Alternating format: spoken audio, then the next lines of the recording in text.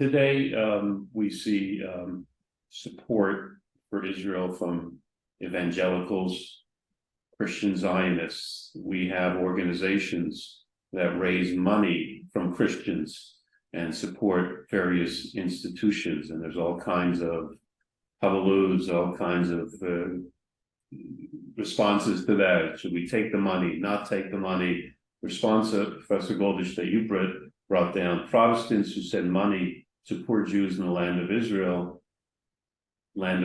Palestine, mid-17th centuries.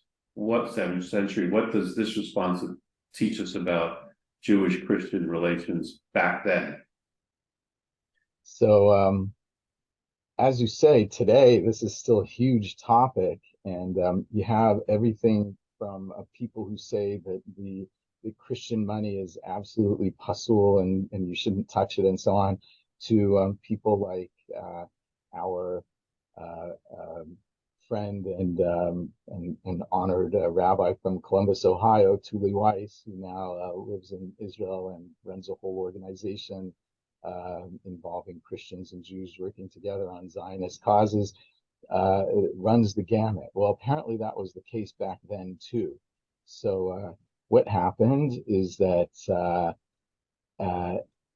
Jews would lend these Christian monks and functionaries who would cycle in and out from Europe and presumably the Byzantine, later Ottoman empires, right, to oversee the holy places in the land of Israel and so on.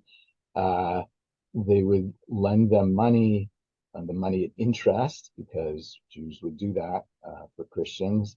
And somebody comes along and says, you shouldn't be doing that. Their money is tainted, essentially, right? You're making money from people in the Holy Land, right, running Christian organizations and supporting the Christian worship and so on.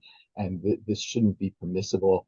And essentially the posek, as I recall it in that case, says, you know, these are these hot-headed, young, new, right-wing rabbis who are coming in, who don't understand the situation. They don't realize that this is the way that it's been done since time immemorial, and it's not right.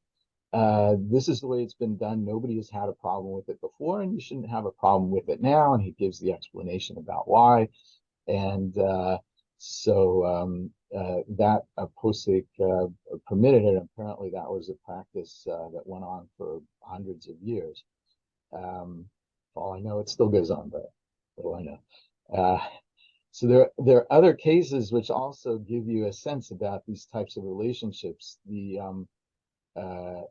author of the Shulchan Aruch, Rabbi Yosef Karo, has a responsa, which is in my collection there, where somebody lends money to a Christian, right? The way that money lending worked is essentially like a pawn shop today, right? Where somebody brings a pikadon, some kind of an object, which is held by the Jew until the money is returned. And in this case, it was a medallion, some kind of a Christian birth medallion that had very, very clear Christian implications. And I guess the person never returned the money, and the Jew is stuck with this thing. He wants to know whether he can sell it or whether he can get hana from it, right? Whether he can gain advantage from it the way he needs to recoup his money. Right, some of the rabbis are stricter on this, some of them are less strict. In that way, it's no different than Jewish legal decision-making today, where we tend to get a range. But I'd say overall, the Sephardi poskim are, again, more kind of practical and are willing to use the breadth of decision-making options, sometimes in ways that the Ashkenazim today tend not to want to do. And in conclusion, what's the message that you give to Ohio State Buckeyes, correct? You're the Buckeyes? Okay, the Yes. Ohio State Buckeye students, as you try to teach them how to look at responsa in speaking to the young students that you educate. How do you position it? What's the message? I am going to apologize now for the answer I'm going to give you. I don't teach this material to the Ohio State students. Okay. Here at Ohio State, I am largely out of the Jewish history business because my courses don't necessarily fill in that field.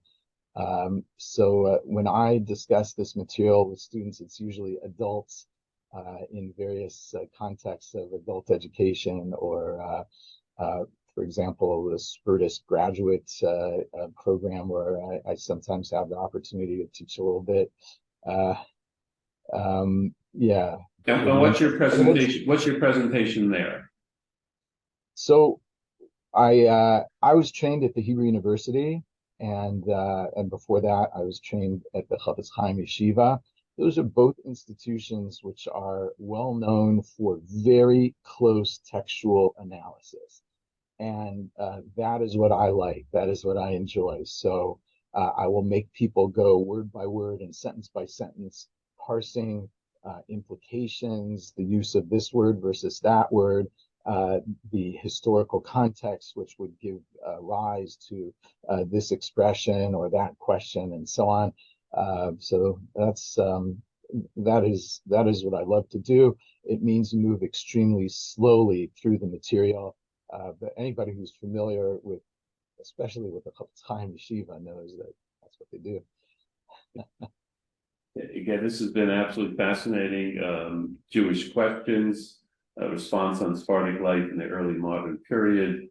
Professor Matt Goldish, and again, urge all our viewers and listeners to go online and purchase it. You get a real taste, and beyond this, there are thousands upon thousands of responsa for us to parse and take our time in studying. Professor Goldish, thank you so much for your time today. We appreciate it very much. Thank you, Ari. Thank you so much.